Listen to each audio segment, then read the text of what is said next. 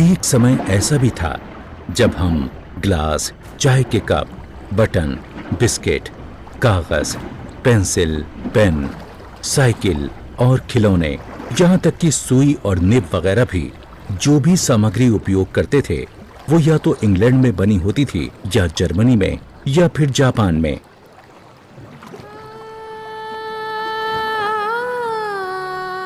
ये कहानी है उस समय की जब देश परतंत्र था। कहानी है स्वतंत्रता पूर्व के सबसे बड़े जलाशय की, जो विश्व में अपनी तरह का अनोखा जलाशय था, जिसे बाद में कृष्णराज सागर बांध के नाम से जाना गया।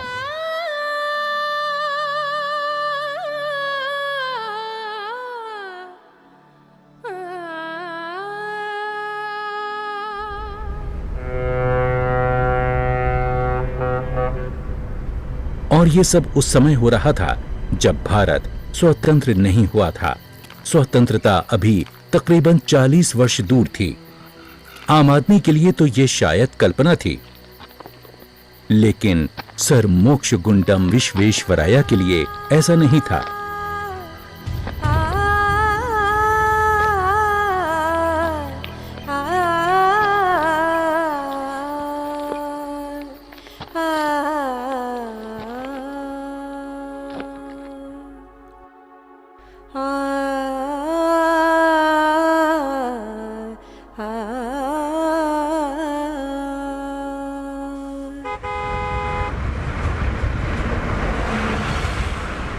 जब हम बेंगलुरु की दिशा में दक्षिण पश्चिम की ओर यात्रा करते हैं तो लगभग 150 किलोमीटर दूर हम मैसूर के समीप पहुंचते हैं।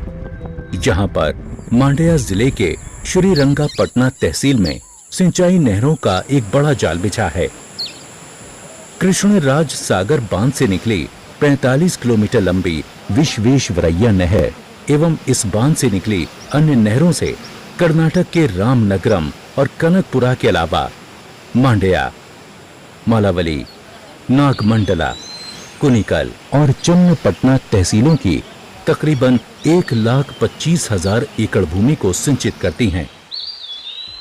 विद्युत उत्पादन करने के साथ ही मैसूर एवं बेंगलुरु जैसे शहरों को पेयजल आपूर्ति करने वाला कृष्णराज सागर बांध को KRS के नाम से जाना जाता है।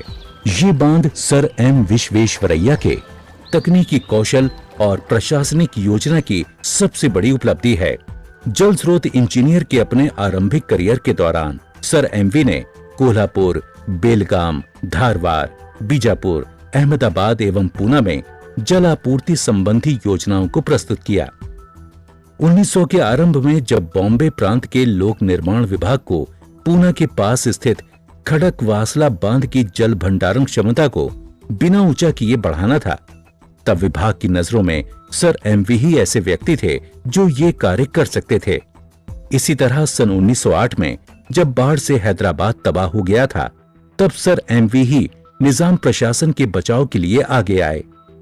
सर MV के सुझाव पर ही ओस्मान सागर और हिमायत सागर बांधों का निर्माण कराया गया था। और बाद में जब मैसूर के चौथे महाराजा को कोलार गोल्ड फील्ड्स के प्रशासन के लिए किसी व्यक्ति की आवश्यकता थी, तब उनका ध्यान सर मोक्षगुंडम विश्वेश्वरैया पर गया।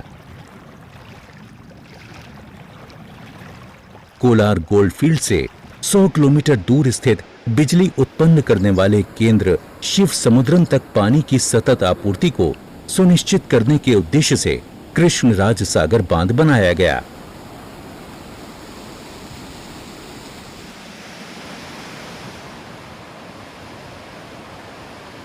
जब कोई विपत्ति में होता तो उसे सर MV से ही हल की उम्मीद होती।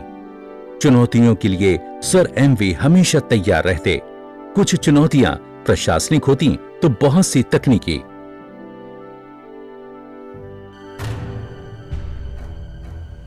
और उनका प्रख्यात कार्य कृष्णराज सागर बांध ऐसी अनेक कठिनाइयों को पार कर अस्तित्व में आया था।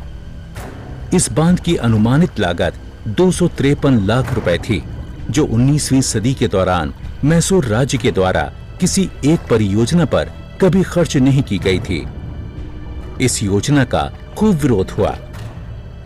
उस समय नौकरशाह और प्रशासकों के विचार थे कि किसी विकास योजना का अभिनव और रचनात्मकता से कोई लेना देना नहीं होता। लेकिन यहां पर सर एमवी इस विशाल इंजीनियरिंग परियोजना के सामाजिक उद्देश्यों के प्रति प्रतिबद्ध थे। योजना को जल्द ही महाराजा की अनुमति मिल गई और फिर सन 1911 से कन्नमबाड़ी गांव में सर्वेक्षणों के बाद निर्माण कार्य आरंभ हो गया। लेकिन केआरएस का काम शुरू होने के 3 साल बाद ही प्रथम विश्व युद्ध का ऐलान हो गया।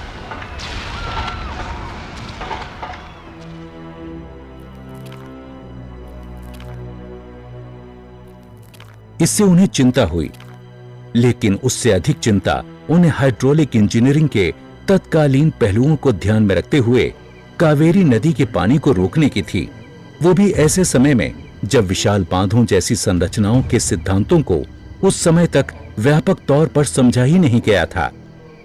सर एमवी के लिए सबसे बड़ी चुनौती थी सीमेंट के बिना बांध का निर्माण करना, क्योंकि उस समय देश में सीमेंट निर्माण आरंभिक अवस्था में था और इसे उच्च कीमत पर आयात किया जाता था। तो क्या वो ऐसा कर पाए?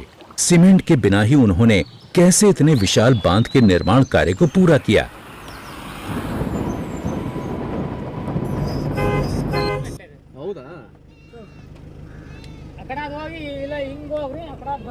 खोजबीन करने पर उन्हें पता लगा कि तकरीबन 20 साल पहले लगभग 1889 में कुछ उद्यमी भारतीय इंजीनियरों ने एक विशेष प्रकार का मोर्टार विकसित किया था जो गुणवत्ता में सीमेंट जैसा ही था और जिसका उपयोग आज के कर्नाटका के चित्रदुर्ग जिले के मरीकन्वे स्थान पर वेगवती नदी पर वाणी विलास सागर बांध के निर्माण में किया गया था, जिसे उन्होंने सुर्खी मोर्टार नाम दिया था।